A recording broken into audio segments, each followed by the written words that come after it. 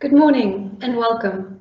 Welcome to this live webinar hosted by the CDH Healthcare and Pharmaceutical Sector Group in collaboration with FTI Consulting and Insight Actuaries. We are delighted to have so many of our valued clients joining us this morning. Thank you.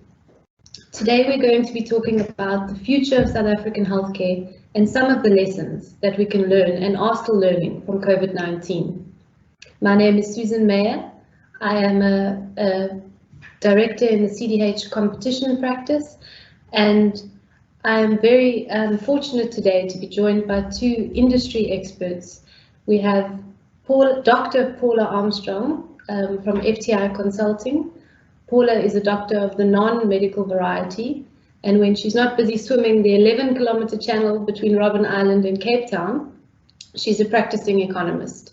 She has experience in a range of industries and a keen interest in healthcare policy and regulation. We are also very lucky to be joined by Barry Childs. Barry is no stranger to those of you in the healthcare industry. He's the joint CEO of Insight Actuaries, an actuarial consulting firm, and most recently in his spare time has started a new business, Insight Advisory Services, which I understand is aimed at helping consumers navigate medical scheme benefits and options, which sounds like something very helpful. So in terms of today's order of proceedings, I will be commencing with some high-level thoughts on the future of South African healthcare and some of the lessons we can learn from COVID-19.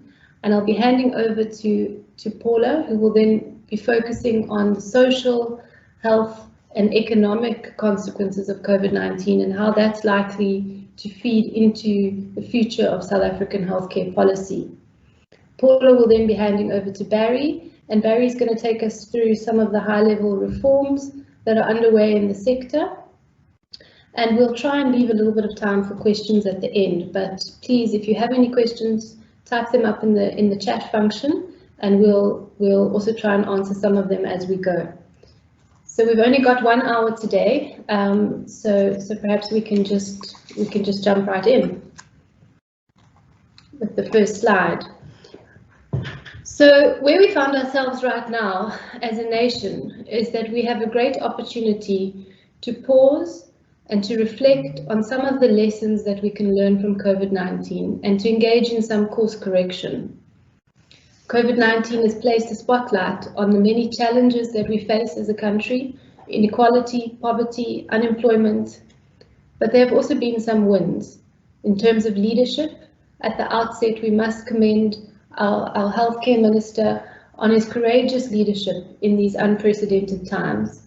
There's also been fantastic collaboration efforts between the public and private sector, and South Africa has fared well in terms of health outcomes compared to many other countries and based on some of the earlier predictions that we faced.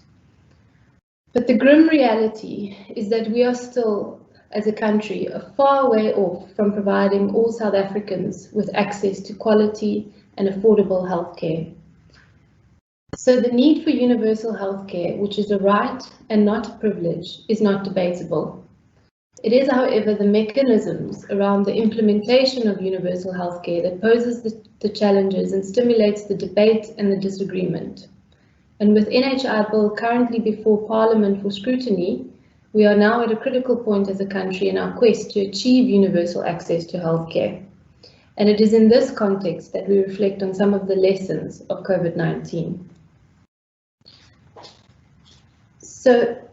So at the outset, what we have to do is we have to improve governance and we have to eradicate corruption.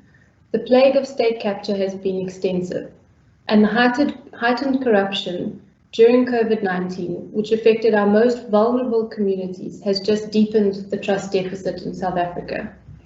What we need is strong leadership that promotes a strong ethical and transparent framework for procurement and management of the public purse. This is especially important as we move towards an NHI fund, which will radically centralize healthcare budgets and effectively result in a single purchaser buying healthcare services from accredited public and private players. So we need government to be proactive in setting up the NHI information systems with strong mechanisms to guard against corruption and fraud. Some people have argued that these governance principles should be cemented before we rush into NHI. COVID-19 has also highlighted the importance of access to quality healthcare, as well as the responsibility to improve our public healthcare resources. There is no doubt that we have some exceptional public hospitals, centres of excellence. We also have brilliant healthcare professionals in the public sector. I think COVID-19 reminded all of us of the sanctity of these frontline workers. But the grim reality is that the majority of South Africans are still forced to use struggling, overextended and under-resourced public facilities, which directly results in poor quality services. Part of what the Health Market Inquiry recommendations was that we need as a country to improve the availability of reliable, comparable and meaningful health outcomes information in both the public and private sectors. In the public sector, if we are able to publish more data on quality, this will help us focus on those areas that need urgent improvement and urgent attention. It will also foster transparency with the private sector that is required to buy into NHI as well as the public. The next thing that we need to focus on is the investment in human resources. COVID-19 has highlighted the need for a strong healthcare workforce, and the much anticipated 2030 Human Resources for Health Strategy document suggests that we face severe public health sector workforce shortages by 2025, and we are going to need to invest billions in additional investment to improve staffing levels and equity across the provinces. So investing in our healthcare human resources is essential for the implementation of universal healthcare. A potential solution to consider is to enhance the private sector's ability to train nurses and doctors. For example, if the private sector can train registrars, this would alleviate some of the public sector budget, and it would also enhance the workforce if these registrars are required to still provide services in the public sector. So turning now to some lessons from the public and private sector collaboration which occurred during COVID-19. What we saw is that with COVID-19 as the common enemy, there was unprecedented cooperation between the public and private healthcare sectors. The leadership in both sectors needs to be commended because they were able to overcome a number of obstacles and historic distrust in order to work together for the public good. There was also enhanced cooperation within the private sector, which saw the tearing down of competitive barriers in order to come up with solutions. What was also very helpful in triggering a lot of this cooperation was the Competition Act block exemption, which was requested on the 17th of March at a time when the healthcare sector was anticipating taking enormous strain, and it was granted a mere 2 days later on the 19th of March. So turning to the next slide, what the block exemption did was it effectively granted certain safe harbors for collaboration between competitors and parties within the supply chain, which, absent the exemption, would have raised the risk of contravening the Competition Act.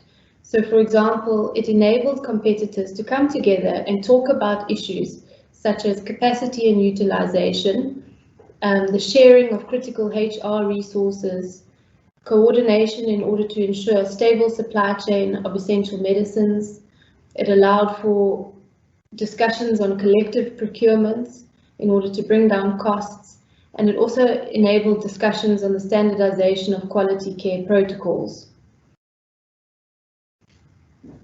So in terms of the next slide, it also allowed for collaboration between the private sector and the Department of Health. And that is a lot of what we saw in the media. I think the benefit of this exemption being granted so early was that it enabled the industry to collaborate proactively. Some of this collaboration is still ongoing as we speak. In terms of the next slide, The block exemption only applies during the national state of emergency and is solely for the purpose of responding to COVID-19. So this has raised some questions in terms of whether the healthcare industry, by its nature, requires a broader form of exemption, or at least some guidelines from the Competition Commission, which would enable this type of coordination to take place even after COVID-19, when it is in the best interests of the patient. So types of communications on, for example, shortages of PPE, standardizing best quality care protocols, all of those things have many positive benefits, but often players are afraid to talk to each other in case there is a contravention of the Competition Act. So how can we take this collaboration that happened during COVID-19 and use it in the future? Many people have said is that the collaboration has laid the foundations of trust between the public sector and the private sector. And there is now an opportunity to build on this trust by enhancing contracting between the public and private sectors. This would help in decongesting the public health system. So where there are certain services which are not able to be provided in the public sector, either because they're simply not there, or there are backlogs and waiting lists, enabling the private and public sector contracting would help directly improve quality of services in the public sector. The health market inquiry recommendations deal with this, and the HMI specifically said that there isn't a need to wait for NHI before this happens. In terms of the next slide, building up contracting capability will take time and will require learning from mistakes. The reason for this is that we must not underestimate the complexity of contracting between the public and private health systems. There are many reasons for this complexity, and by way of one example, within the private health system, we have a very fragmented system because we have individual hospitals who are not allowed to employ doctors. So you have numerous doctors working at one hospital, you have external service providers such as pathology, radiology, and many of the allied healthcare providers. And so what the public sector entity needs to do that's contracting with the private sector is it needs to effectively contract with all of these entities individually.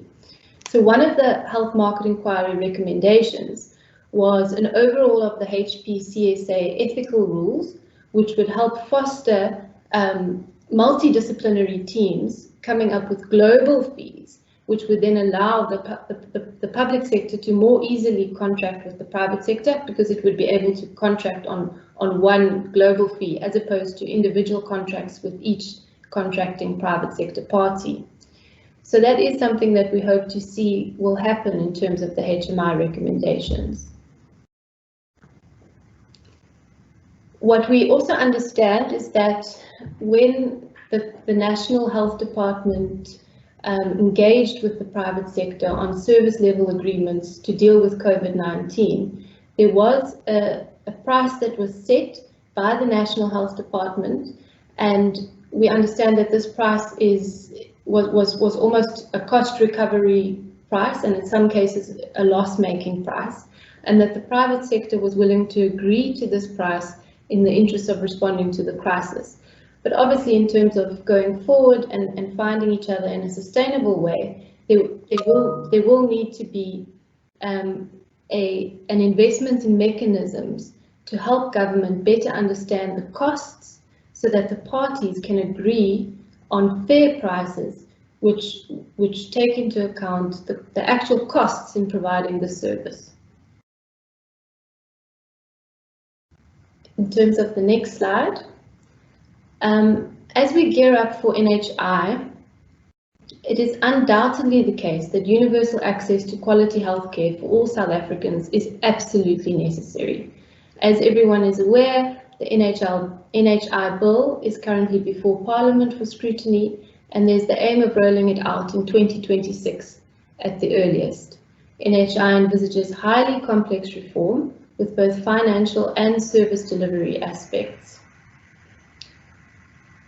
And much of the media on the bill has actually focused on the high number of submissions, And there have been many questions asked about how are we going to deal with all of these questions and all of these comments in the time available.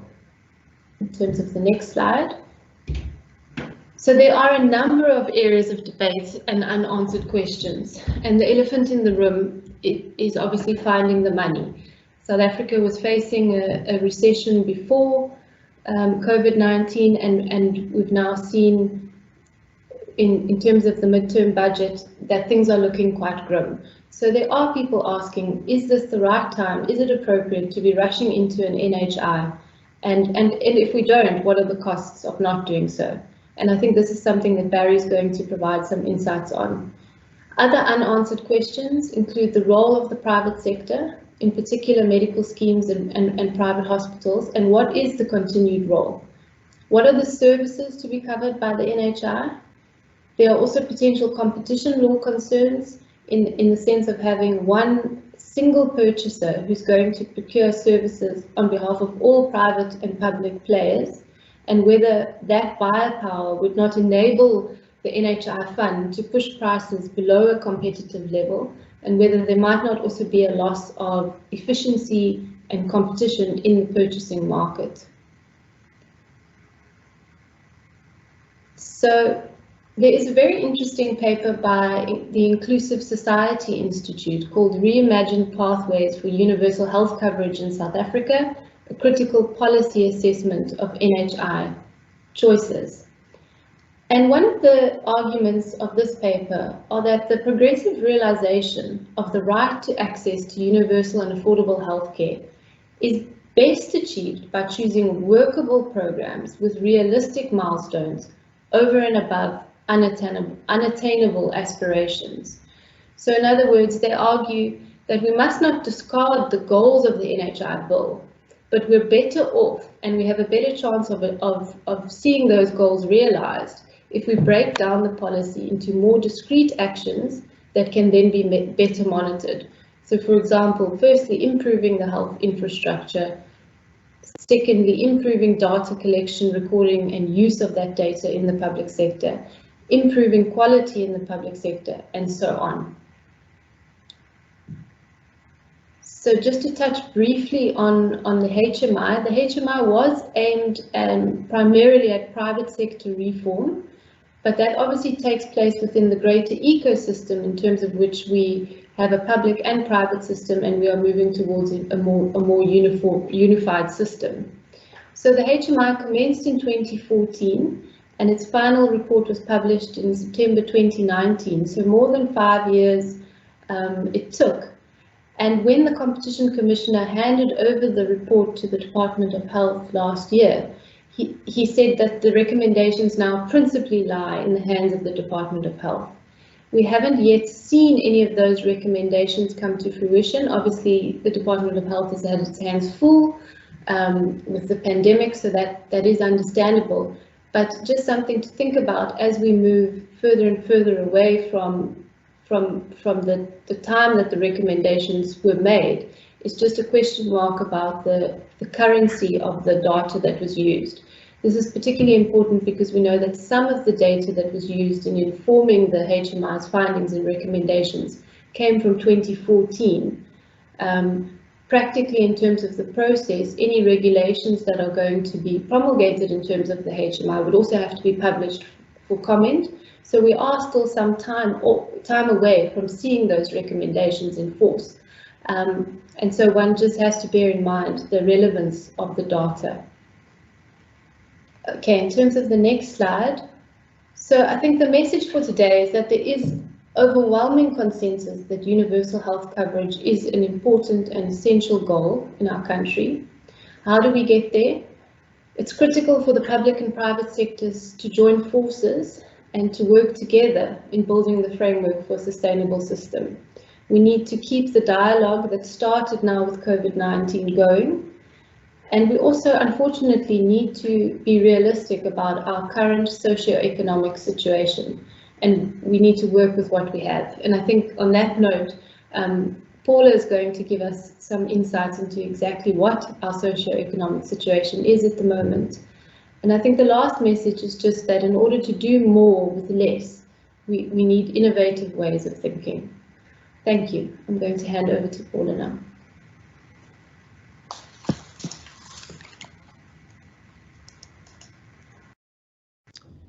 Thank you, Susan.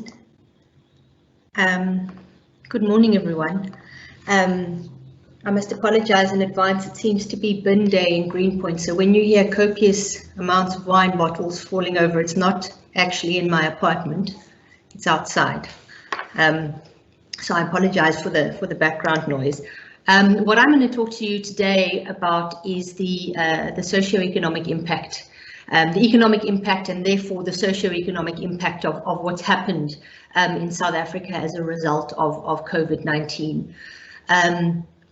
I think the objective behind it is just to sort of sketch the scene in which healthcare policy in South Africa will be rolling out, and to just to kind of give you a sense of what the population's looking like on some of those socio-economic metrics.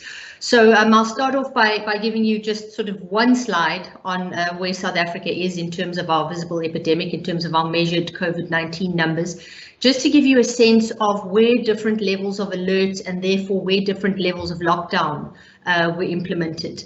I'm then going to move on to some of the more macroeconomic variables of the economic impact of COVID-19, just to give you a sense of what's happened in the macroeconomy, to look at, for example, disposable income and consumption expenditure, to give you a sense of where we are relative to, for example, the global financial crisis of 2008 and 2009, just to show you how much bigger this recession is in 2020. And also we get a sense of just how slow recovery is going to be, given the massive impact on disposable income, and already in 2020 what it's done to final consumption in the economy. Then I'll move over to look at some of the socio-economic implications. I'll draw largely on the work put together by the team that ran the NIDS-CRAM survey, which was a household survey on the back of the National Income Dynamics study, which is run. It's a panel data set which is collected every 2 to 3 years in South Africa. So this team has done tremendous work to actually collect information on the variables, some of the variables that are in the NIDS survey, to just get a sense of how the population is coping, what do things look like on the ground, and then to extrapolate from that in terms of what this means for health outcomes, and what it means in terms of the need, the urgent need to implement interventions to deal with the situation in South Africa. And then I'll conclude just kind of looking at, snapshot of the fiscal situation, where we are in terms of government debt, where we are in terms of tax revenue, just to sort of set the scene from a financial perspective in which we have to deal with COVID-19 and the fallout it's had.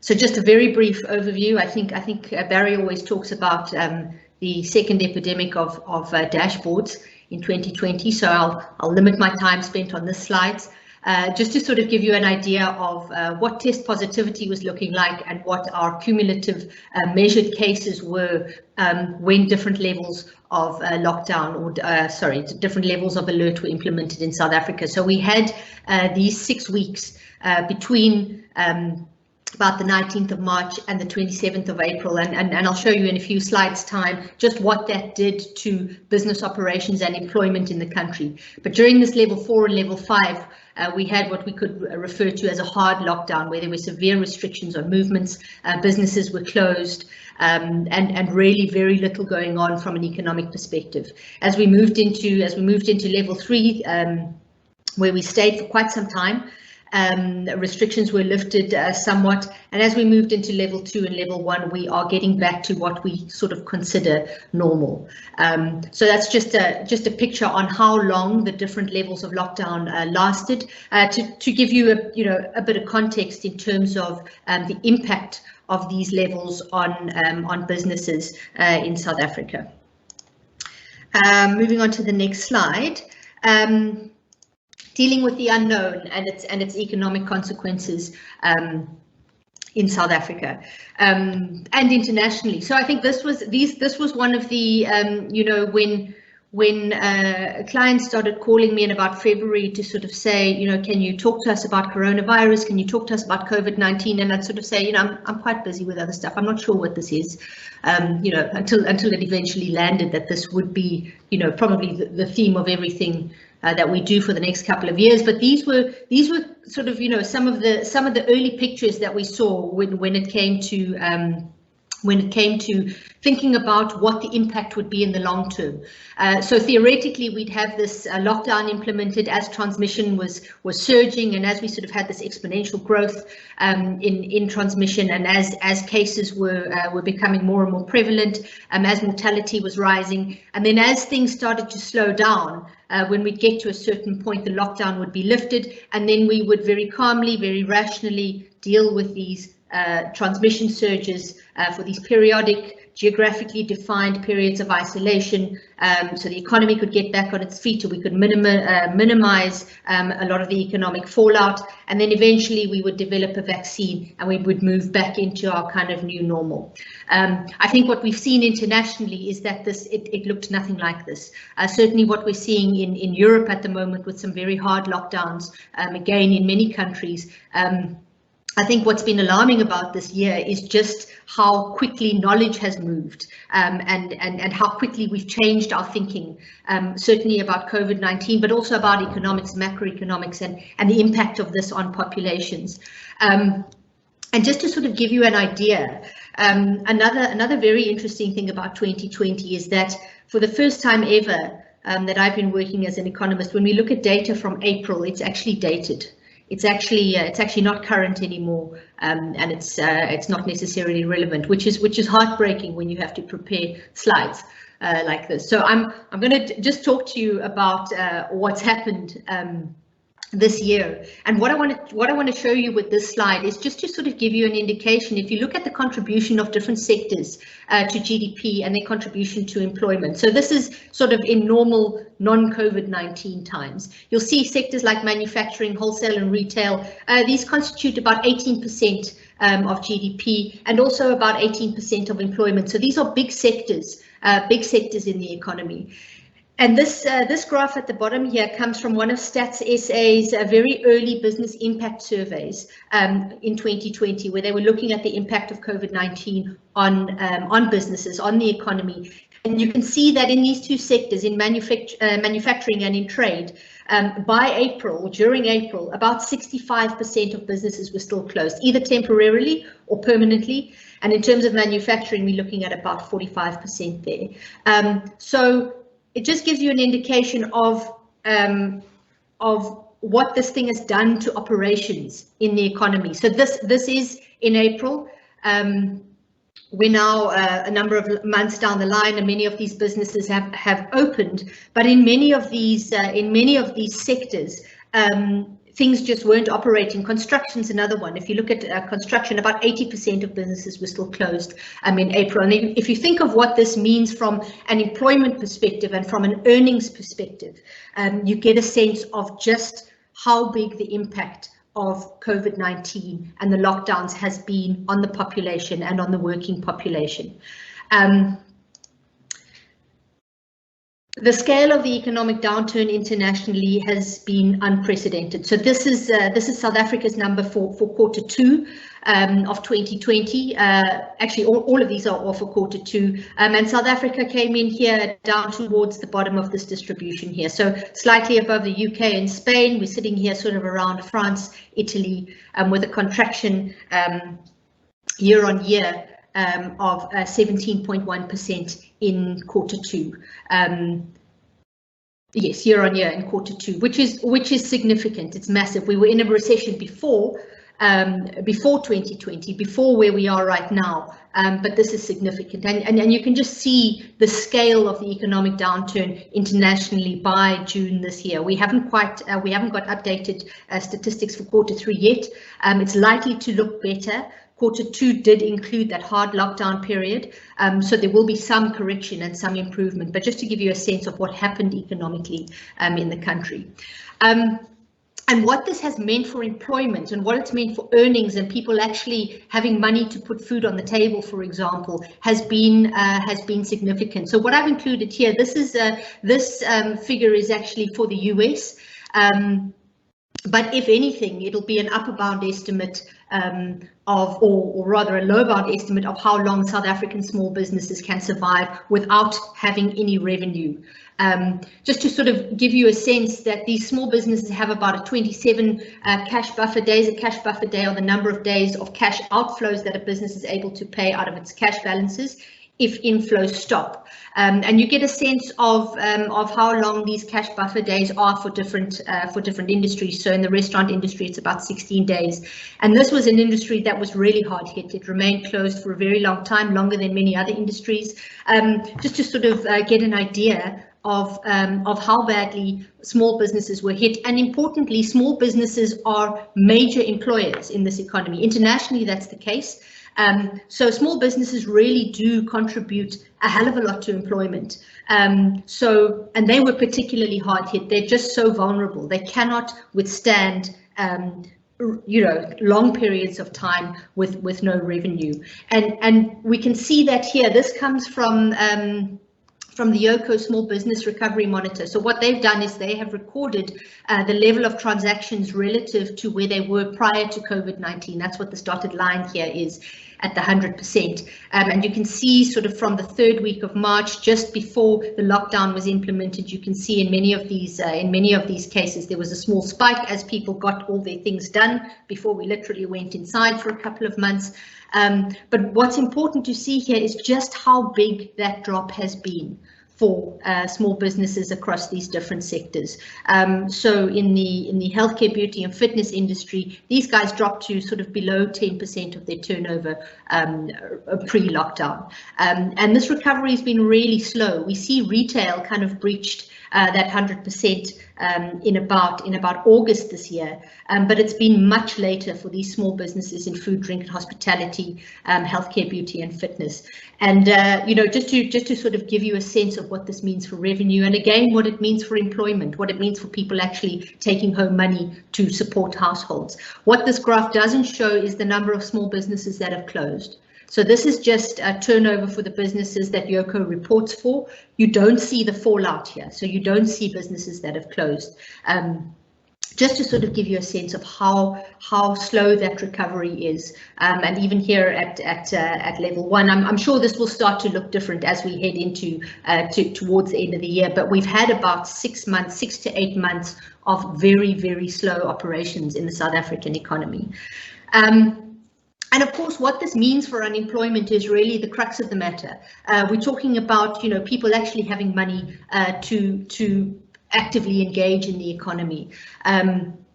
This is the picture of unemployment in South Africa in terms of sort of short and long-term unemployment. Structural unemployment is what we call long-term unemployment. So that's people who've been unemployed for more than a year. And you can see how that's changed since 2008. In about 2010, about 64% of the unemployed were long-term unemployed. By Q1 of this year, this had increased to 71%. And in the years going forward, that's likely to increase even further. So unemployment is really a problem in this country. It's a structural problem, and it seems to be worsening. It was worsening prior to COVID-19 and prior to that economic impact. So we really are talking about a big shedding of jobs.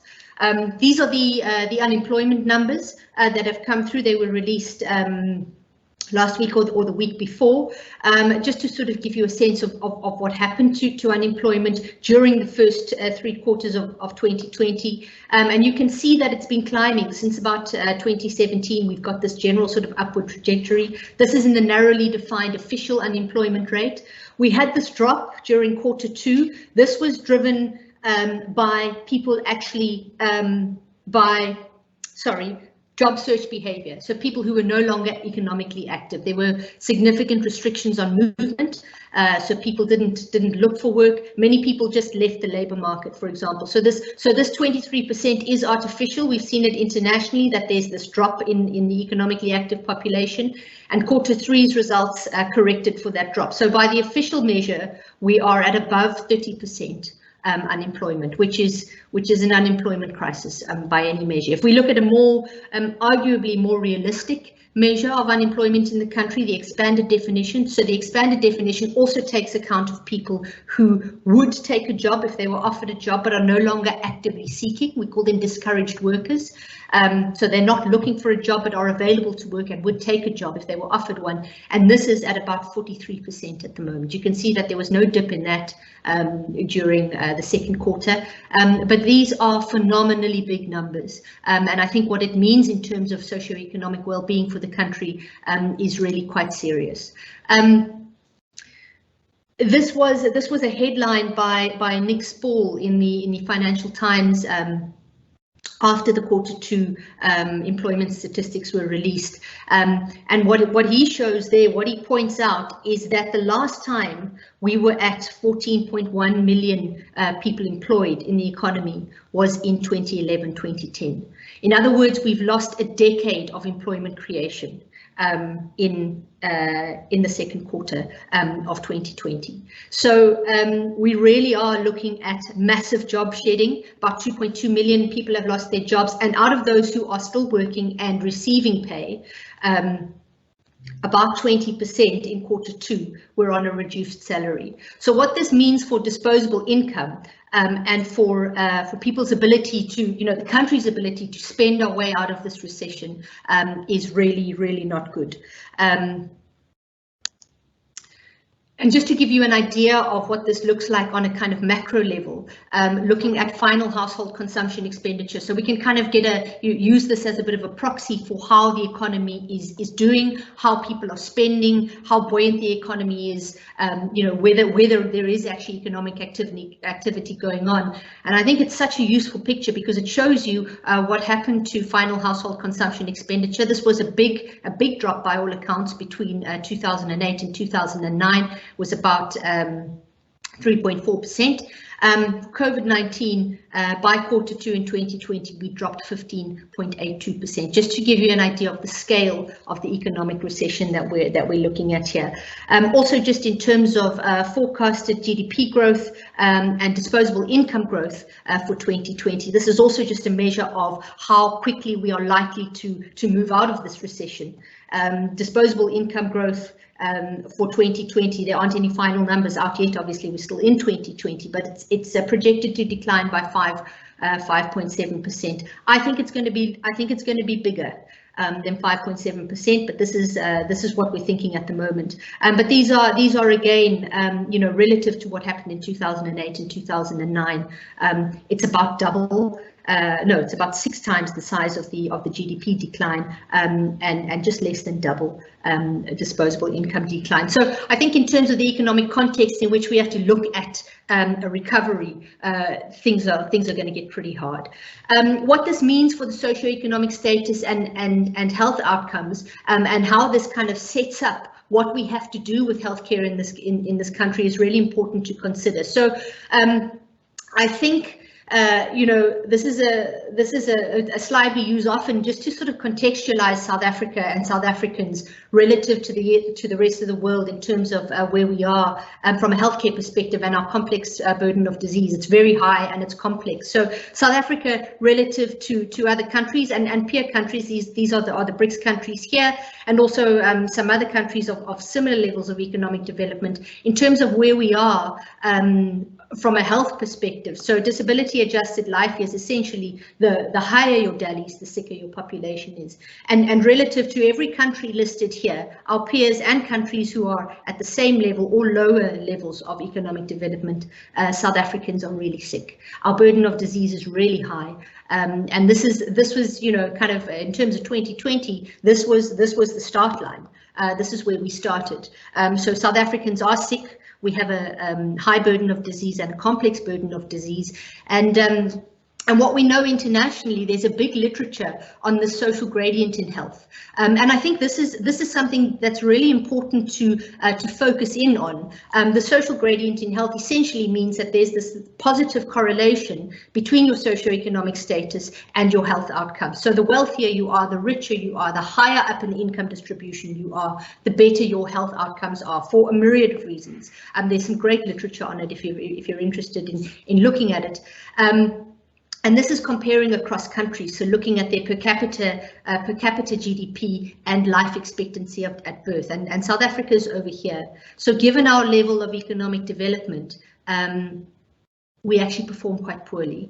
And this is important because it's this social gradient in health is applicable across the income distribution. So people at the 80th percentile are also worse off than people at the top of the income distribution. So what this means in an economic context where everybody has gotten poorer, in some cases by a lot, for health outcomes, really means we're in a very tricky situation.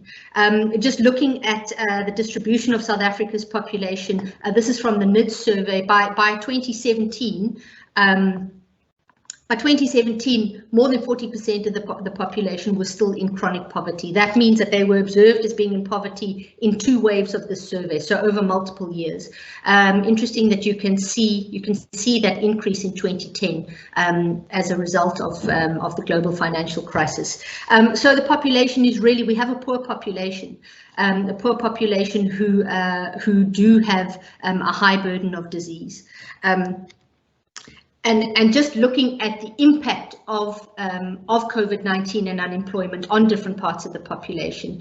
This comes from the NIDS CRAM survey, where you can see that the poorer parts of the population, the poorest 50%, rural dwellers, women, people with matric or less, were far worse affected by unemployment as a result of COVID-19 in the second wave of the NIDS CRAM survey than people at the upper end of the distribution. But also important to see here that about 7% of professionals and 3% of the top end of the income distribution were retrenched, lost their jobs. Which just kind of gives you an indication of just how big this impact has been, and what this means for health outcomes, what it means for well-being. Is significant, and these are some numbers from the private sector, from a presentation put together by Insights on primary healthcare screening. In terms of HIV testing, cholesterol screening, mammograms. So these are private sector numbers, but they're a pretty good proxy for the public sector. If anything, I think we can sort of think of this as a lower bound estimate of the impact of COVID-19 on these primary health sector, primary health screening activities, and you can see the decrease relative to the beginning of the year. So people are not going for screening, they're not going for primary health checkups, and in the long term, what this means for health outcomes is problematic.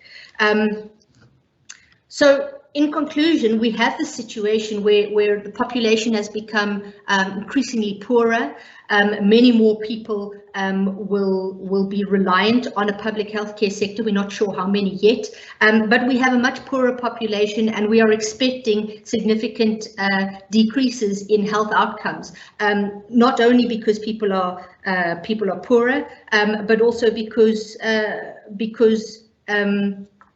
they're not using primary healthcare screening, and we have a situation where we have a significant budget shortfall, significant public sector debt, and huge declines in tax revenue. So we really do have a difficult problem to solve, and an urgent problem to solve. I'll stop there and hand over to Barry.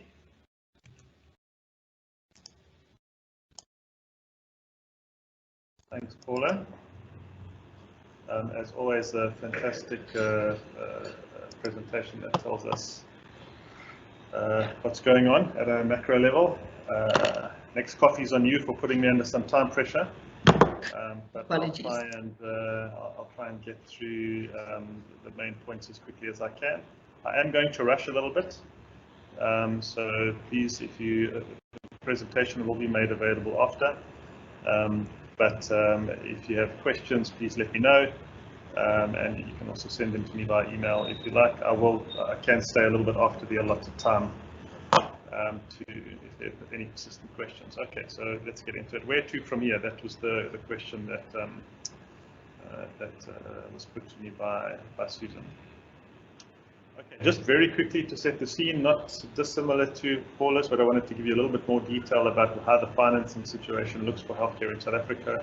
These are 2017-2018 numbers. We collect just over $1 trillion in tax. People like to think it's all personal tax. It's actually not personal tax. That's only about 38%. That's 25%. Corporate tax is about 20%. But overall, we collect about $1 trillion in tax, just over $1 trillion. And in that period, 190 billion of that went to public health, which is about 15% of our overall tax expenditure. Then medical schemes at that time spent about 180 billion rand. It's now, the latest numbers are pushing over 200. That's before the medical tax credit. There's another approximately 30 billion rand in out-of-pocket expenditure, which we don't really have a good sense of whether that's medical scheme members or non-medical scheme members, but the sort of working assumption is it's about 50-50. Then there's this medical scheme tax credit, which is about 25 billion rand, or about 14% of medical scheme contributions and 2.1% of overall tax. That essentially is a subsidy for income earners over the tax threshold. On a per capita per month basis, there's about a 4.5 times difference between healthcare spend in the public and private sector. So about 380 rand per capita per month in the public sector, and about 1,700 rand per capita per month in the medical scheme environment. And that's from about 2 years ago. So those numbers have gone up, as you can imagine. As Paula was mentioning, the problem we have right now in front of us in terms of contemplating any reforms going forward is something like a 350 billion rand shortfall in tax for this year. It doesn't mean that next year we're all of a sudden going to be back to even keel. I mean, it's going to take a while for us to get back to expected economic levels, income levels, corporate profitability levels, and tax collection levels. So we're going to be in that hole for a while. Pardon me. Now that's going to put a lot of pressure on government spending. From where I'm sitting, I can already see that happening some around the periphery. So funding is dried up for some associated government agencies like the Health Systems Trust, which provide invaluable information for us who look at things like the district health barometer and all of the various other projects that they do in monitoring HIV, TB programs, etc. And their funding is shrinking, just for one example. So, I mean, it's going to have a toll on public health. And then medical scheme membership is likely to drop because of the unemployment figures, as Paula was talking about. We don't yet have a good sense of what that looks like. My sort of thumb suck would be about 5% in the short term. But what we will certainly see is an increased buy-down pattern. As people enter the market, enter the workforce, there'll be less money to spend. They'll buy less expensive plans and less coverage. And so that gives you a sort of overall synopsis of the financing situation. Okay, what I like to do when we talk about public and private sector is also just put in people's minds what this means. 380 rand call it per life per month in the public sector, because the answer is, well, first people like to say, well, first fix quality in the public sector before we give it any more money, why they want to take more money from us? Why do you want to affect private healthcare, which is so expensive, so working so well? First, fix the public sector. Well, I mean, if you do the maths on that, and CDH has got a nice office there in Bree Street in Cape Town. There are lots of nice coffee shops around there. If you get your morning flat white, if you're in Cape Town, or cappuccino or latte, whatever your preference is, you're talking about your morning cup of coffee for the work days in the month, 20 days, there or thereabouts. You're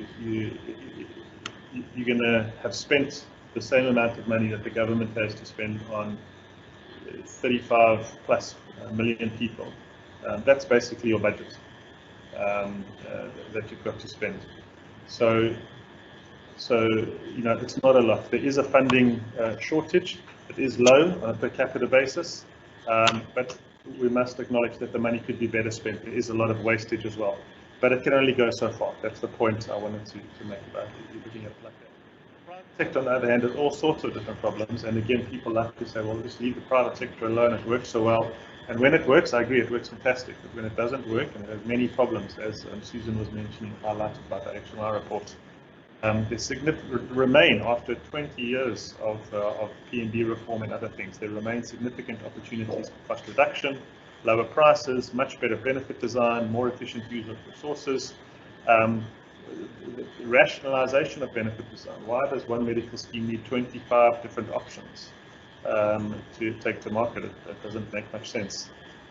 We certainly need better consumer education, and the sector in general requires much stronger collaboration between funders and providers to align incentives and lower cost.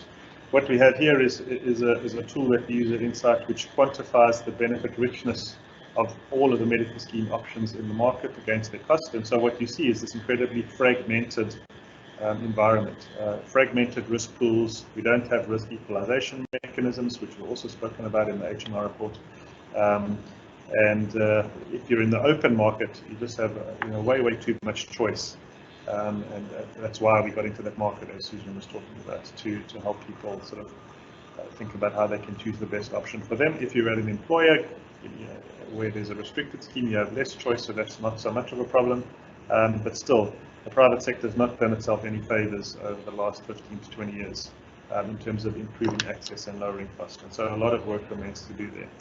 Some of that is reform related, and some of that is just better practice in the industry. So I want to touch then very quickly on some of the macro reforms.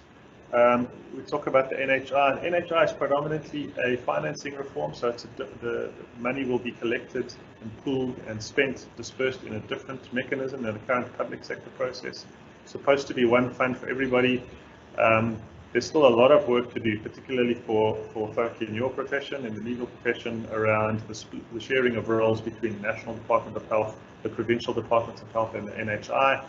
I know from a legal point of view, there's still a lot of grey area there that's going to need to be sorted out, particularly in the transition period. I mean, in the NHI bill, they're talking about the appropriation of certain of the parliamentary health budget votes. And how is that going to work? Are the provinces just going to give up that money? How are they going to reorientate their employment contracts? Are they going to be working for the NHI? Are they going to be working for their provincial departments of health? Are they going to be working for their specific hospitals? So many unanswered questions in terms of that reform, and the practical unanswered questions, which are, how is it going to affect people's jobs? How is it going to affect their employment contracts, their salaries, their performance measurement, and how they do their jobs on a day-to-day basis? While that's going on at snail's pace, we have an extraordinarily long list of medical scheme reforms that are also grinding ahead a bit like a broken tank, very slowly, destroying much in its path. The PMBs, which were supposed to be revised every 2 or 3 years, are now currently in another review cycle after a failed attempt in about 2016. I'm on one of the committees, the costing committee, and I can just share from my personal experience how laboriously slow it is. There are HMI, a whole swath of HMI suggestions, which not only is the data outdated, even the recommendations now are becoming dated and are just incredibly slow to manifest. The only one that's really getting any traction at the moment is collective bargaining for price, which, from where I'm sitting from an actuarial point of view, is really the least important one. There are a whole bunch of very big important macro interventions like a standardized benefit package, a risk adjustment mechanism, and other things that are more important from an actuarial point of view that aren't getting any attention at all. And then we have the current sort of demarcation, low cost benefit option, primary health insurance debacle, where, again, I'm sure you all would have seen the judgment on Discovery's products in the market from a couple of weeks ago. So just a lot of uncertainty, and particularly how the pieces fit together, because these reforms are going to have to happen in parallel. And so how do they work together?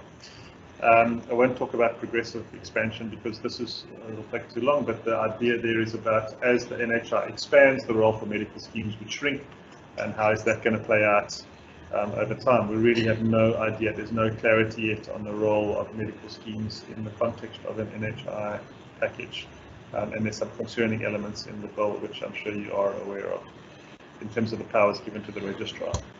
The one encouraging thing which Susan mentioned was some encouraging progress on PPPs. So there were hard-fought victories, many late nights sitting around the table with the likes of Nicholas Crisp and hospital groups and doctor groups to try to get on the same page from a price point of view. But I think it did set some useful precedent that hopefully can be built on going forward. So should there be a single fund, one fund for everybody? This, if you like fiction writing, it should give you some chills, one ring to rule them all.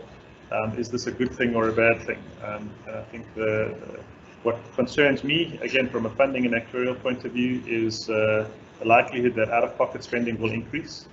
If you sort of weighted average out the spend in the public and private sectors, that's a fairly significant reduction in spend for current private sector people. If there's a diminished role for medical schemes, out-of-pocket expenditure will almost certainly dramatically increase. Now, those people could probably afford it, but any increase in out-of-pocket spending is not good from a macro health point of view. The big question is, is it even possible in the current political climate? Do we have any appetite as South Africa for another large parastatal with the risk of fraud and corruption? Is it going to be responsive enough to the local needs? That paper that Susan mentioned earlier would suggest that no, you need local accountability, local responsiveness for a system to be effective. And the next couple of slides, I'm going to take you through an incremental approach that I put together for Business Unity South Africa as a project a little while ago, which I still think is of the more practical steps that we could take forward as a country. Still controversial, but it's just much more practical given where we are, and particularly in light of the fiscal problems that Paula mentioned now. So the NHR bill memorandum, the attached memorandum, spoke about raising an additional 30 billion rand for 15 specified programs to improve access. And there's a couple of different sources for that money possible. The one is the medical schemes tax credit, which gives you about 25 billion,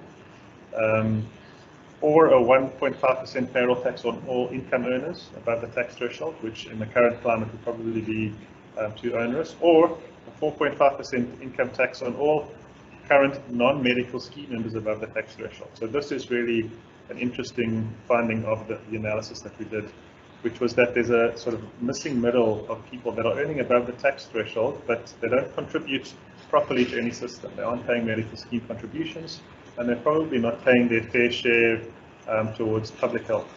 And so they need to be caught by one or other of those systems. If they want to belong to medical schemes, fine, they can, and they can join an income-based contribution and pay an attractively low contribution.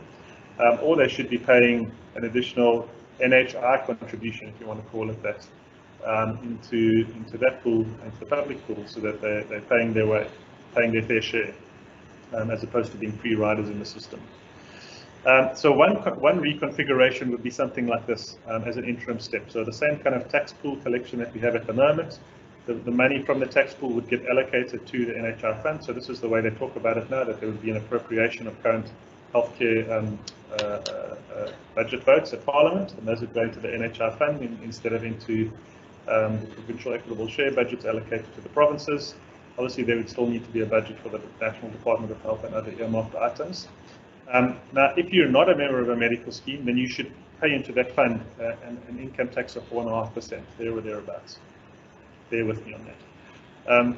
Medical schemes should continue to exist, but the contribution should be income-based on a mandatory basis. In other words, all medical schemes should have income-based contributions.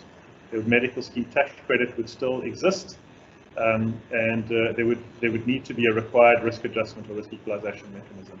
Now, what that means is if people drop off from medical schemes, you raise additional monies into the NHR fund, which is what you need. In other words, that money is not lost to the system entirely. As the NHR improves its service delivery and expands its benefits, you would expect then a migration of members from medical schemes to a more cost-effective NHR model as an alternative, not as a mandatory fund. More complicated but more unified reconfiguration option, which I really don't have time to go into now, would be to similarly put money into a central health fund, but with a sort of solidarity-based contribution, income-based contribution of current medical scheme and non-medical scheme members into that fund first. And out of that fund would come a risk-adjusted per capita contribution into the NHR or medical schemes. You could still top up your cover if you belonged to a medical scheme, but the benefit comparison, the P&Ds, if you like, some kind of basic benefit package would be comparable between the NHI fund and medical schemes. And that would give us a much more equitable system on an income redistribution basis, and it would result in a fairly significant increase in per capita funding in the NHI fund without having to raise new money. But it would entrench income-based solidarity at a much deeper, stronger level than we have in the current model. And I'm going to end here for the sake of time. So these are the main concerns if we're looking at health reform over the next sort of 5-10 years. These are not short-term initiatives. Very concerned with the pace of those reforms. They're controversial. They haven't come, the NHI reforms have not come anywhere near legal challenge, nor for that matter have the HMI reforms that they've suggested. And so they're going to proceed at a pedestrian pace. They're going to be challenged at every turn, and along the way, we're not going to get anywhere quickly.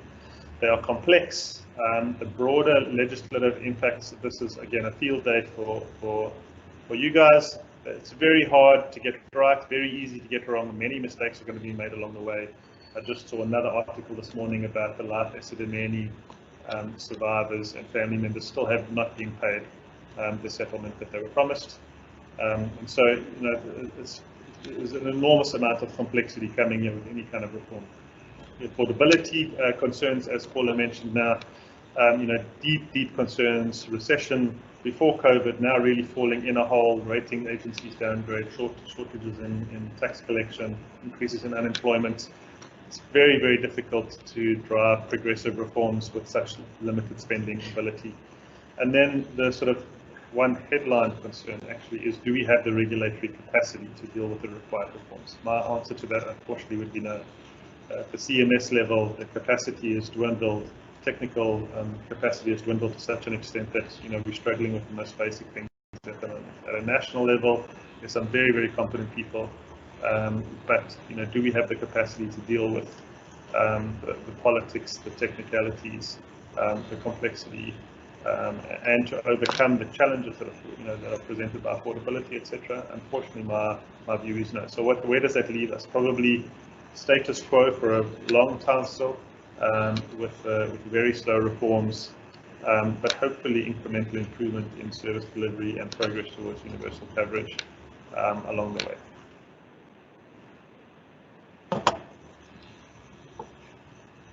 That's it. Thank you.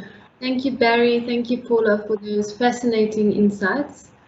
Unfortunately, I see we are actually already over time. Perhaps we can try and just squeeze in one or two very quick questions and answers. Paula, I think I'm going to ask you to field this one from Edwin, who's asking, why does the financing need to change from the current national public budgeting system to an insurance system in order to improve the existing healthcare for the poor? Thanks, Susan, and thanks, Edwin. It's a really tough question. I think the answer is that it doesn't necessarily have to, but I think we do have to find a way to improve the quality of service that is delivered across the income distribution. Whether that needs to be a complete remake of the budgeting, it's not clear that that's the answer, that that's the most efficient way to do it. But I think Barry's presentation put forward the type of analysis and the type of alternatives that need to be on the table to think about how to fund a system that is capable of providing quality healthcare to a wider range of the population. Thank you, Paula. Barry, do you want to add to that in any way? No, I think Paul is right. There's no magic wand, silver bullet, one-size-fits-all solution to health financing in any country.